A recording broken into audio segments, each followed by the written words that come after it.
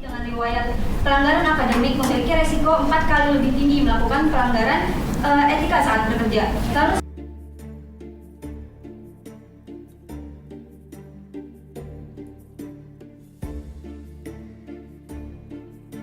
kita tidak bisa serta-merta menyimpulkan bahwa tindakan tersebut pasti akan berlanjut menjadi pelanggaran etik dalam praktik profesional, karena itu merupakan kita tidak bisa menyamakan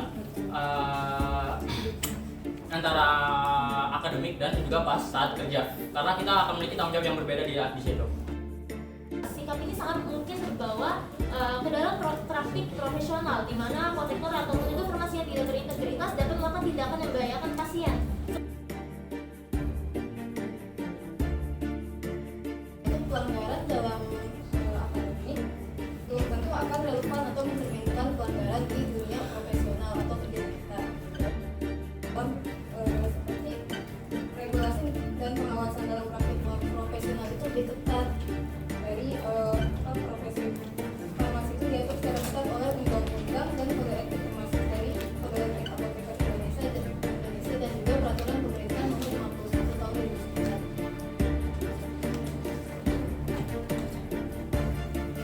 Dalam praktik pelanggaran juga tidak hanya berdampak pada regulasi pribadi, tapi juga bisa berdampak hukum dan juga merugikan hasilnya. Selain itu, kesadaran akan hal ini juga dapat menimbulkan tanggung jawab profesional meskipun saat di akademik itu melakukan banyak pelanggaran yang ringan, tapi belum tentu saat sudah menjadi apoteker atau di profesi farmasinya itu bakal melanggar.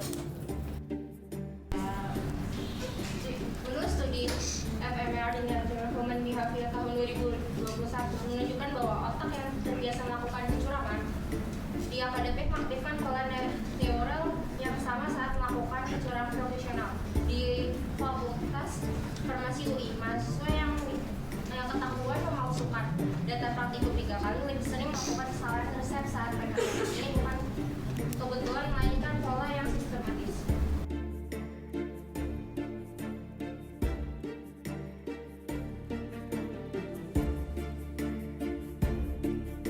Harus berhati-hati dalam menarik kesimpulan bahwa pelanggaran etika akademik pasti akan mencerminkan perilaku profesional di masa depan.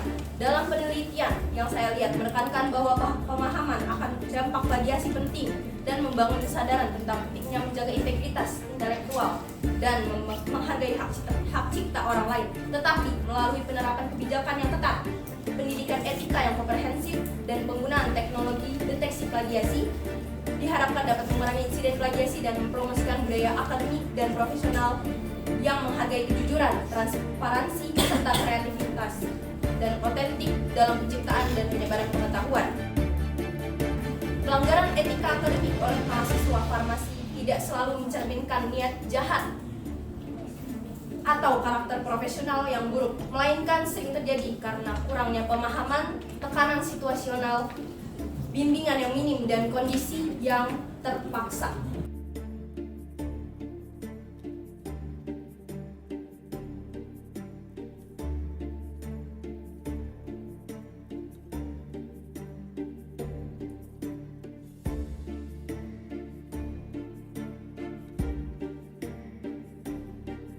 Individu dengan riwayat pelanggaran akademik lebih beresiko melakukan pelanggaran etika saat praktik profesional.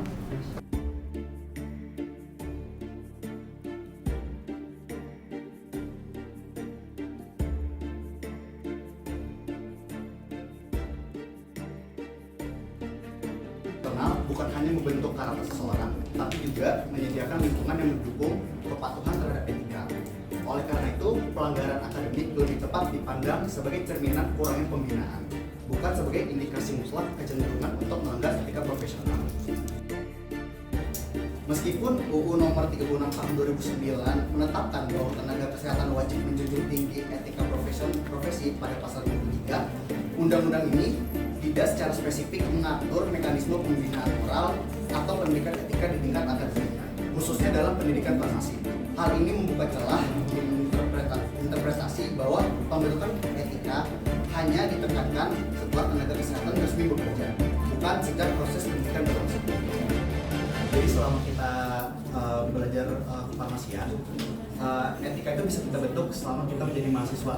Jadi setelah kita bekerja di dalam dunia farmasian, kita pada dunia profesional itu ada standarnya tersendiri.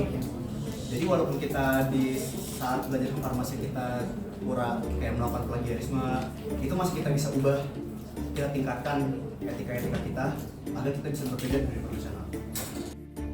Bahwa mahasiswa yang melakukan pelanggaran akademik lebih mungkin terlibat dalam pelanggaran etika profesional saat memasuki dunia kerja.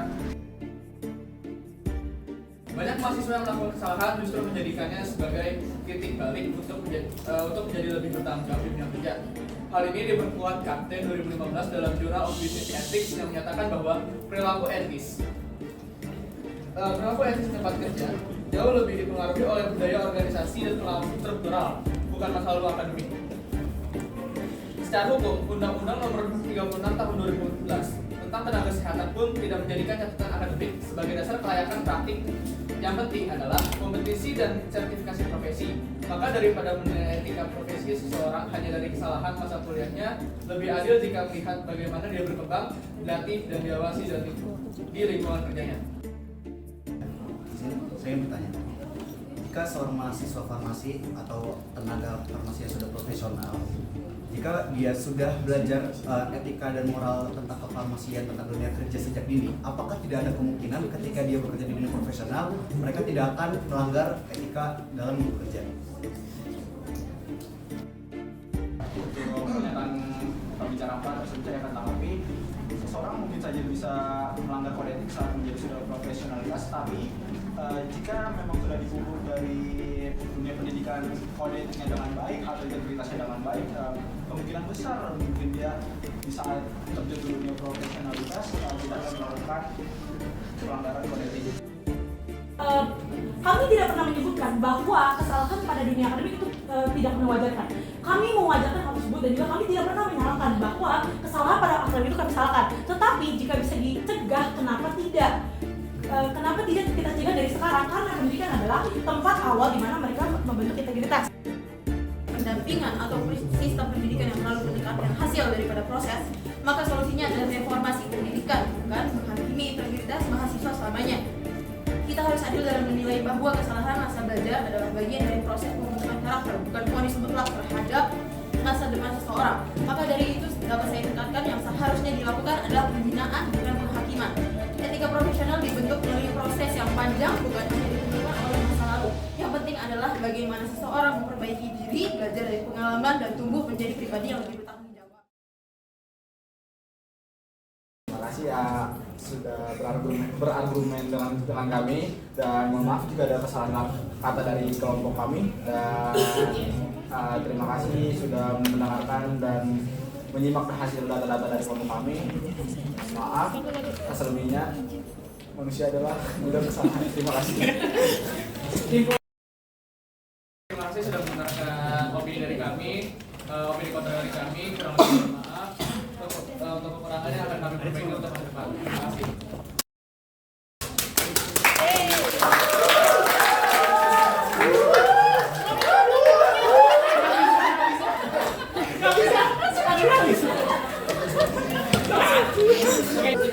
Saya juga bingung gimana nyimpulin profesinya, karena ya balik lagi saya juga masih manipulasi data jadi kayak agak jadi sekian dari saya untuk debat untuk moderator akademik kawan saya Haris.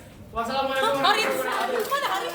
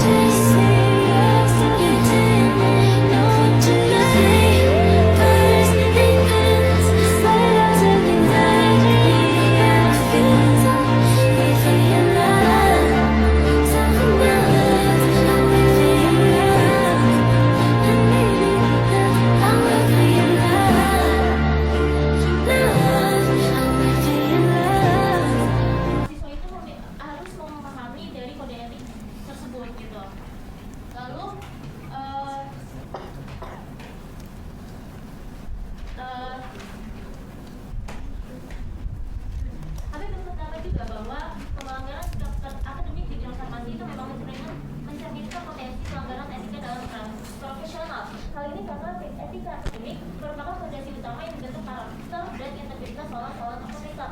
Selain itu, kode etik apoteker dan undang-undang kesehatan hal ini dipertegas pada Undang-Undang Nomor 36 Tahun 2009 tentang kesehatan dan peraturan pemerintah Nomor 51 Tahun 2009 tentang pekerjaan kefarmasian mengatur bahwa apoteker harus menguasai dan menerapkan kode etik apoteker dalam praktiknya yang praktik profesional. Karena itu merupakan kita harus menyamakan antara akademik dan juga pas saat kerja. Karena kita akan memiliki tanggung jawab yang berbeda di situ. Dunia akademik itu terutama bagi mahasiswa farmasi adalah fase awal pembelajaran yang penuh dengan dinamika, di mana mahasiswa masih membentuk pemahaman mereka tentang tanggung jawab, integritas, dan etika. Jadi, data menunjukkan kolerasi antara pelanggaran akademik dan pelanggaran profesional studi pada proses kesehatan, menunjukkan bahwa individu dengan riwayat pelanggaran akademik lebih beresiko melakukan pelanggaran etika saat praktik profesional. Oleh karena itu, pelanggaran dalam akademik belum tentu akan relevan atau mencerminkan pelanggaran di dunia profesional atau kerja nyata. Dalam seperti regulasi dan pengawasan dalam praktik profesional itu lebih ketat dari profesi farmasi itu diatur secara ketat oleh undang-undang dan kode etik, termasuk dari kode etik apoteker Indonesia dan juga peraturan pemerintah nomor 51 tahun 2009. Menunjukkan bahwa mahasiswa yang melakukan pelanggaran akademik lebih mungkin terlibat dalam pelanggaran etika profesional saat memasuki dunia kerja. Ini mencerminkan bahwa perilaku etis tidak serta merta berubah begitu seseorang lulus. Dan yang kedua, kasus nyata di dunia farmasi, yaitu ada di Indonesia sendiri, pernah ditemukan kasus apoteker yang memalsukan data uji stabilitas obat serta praktik pemalsuan surat izin edar. Dengan praktik ini sering dimulai dari pembiasan mencontek atau memalsukan laporan praktikum saat kuliah. Tim Pro apakah ingin melanjutkan pembahasan? Cukup? Tim Kontra silakan. Baik, saya ingin menambahkan apa yang dikatakan oleh rekan saya Maira. Saya ingin menambahkan bahwa kita juga harus memahami bahwa pelanggaran etika akademis sering terjadi karena kurangnya edukasi. Saya garis bawahi, karena kurangnya edukasi dan pemahaman mendalam tentang dampak etis dari suatu tindakan. Dalam dunia akademik dan dunia profesional itu berbeda. Dunia profesional mengajarkan tanggung jawab besar yang baik dari sisi moral, sisi hukum maupun sosial. Bahkan banyak mahasiswa yang pernah melakukan kesalahan akademik justru memanfaatkan pengalamannya tersebut sebagai pelajaran penting untuk memperbaiki diri. Untuk membiasakan pelanggaran etika di dunia akademik otomatis mencerminkan potensi pelanggaran etika di dunia profesional. Kenapa? Karena karakter seorang itu berkembang, bukan bersifat tetap, banyak bersifat tetap. Menanggapi dengan cepat.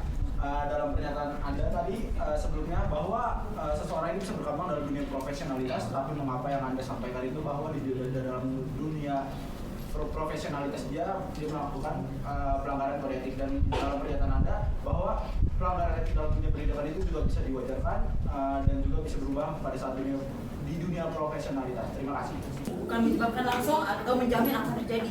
Dunia kerja farmasi memiliki pengawasan yang lebih ketat, betul, konsekuensi hukumnya lebih nyata, betul, dan tanggung jawab besar terhadap pasiennya juga lebih nyata. Menilai potensi pelanggaran etika profesional berdasarkan kesalahan masa kuliah adalah pendekatan yang sempit dan tidak adil. Selain itu, kita harus bertanya lebih jauh apa akar dari pelanggaran akademik tersebut. Jika pelanggaran terjadi karena tekanan akademik, kurangnya pendampingan, atau sistem pendidikan yang terlalu menekankan hasil daripada proses, maka solusinya adalah reformasi pendidikan, bukan menghakimi integritas mahasiswa selamanya. Pembicara 3 menyebutkan bahwa adanya inovasi baru dari teknologi yang membantu adanya deteksi plagiasi, begitu bahwa itu akan membantu kurangnya malpraktik pada dunia akademik. Sedangkan yang kita bicarakan adalah pelanggaran etika akademik di bidang farmasi menunjukkan potensi pelanggaran. Nah, dengan adanya bantuan dari teknologi, apakah itu satu dan dampaknya pembangunannya dan hubungannya dengan masa yang kita bahas sekarang, karena itu adalah bantuan dari teknologi, bukan dari naluri seorang orang yang bekerja yang sedang menempuh akademik di bidang farmasi. Silakan tim kontra.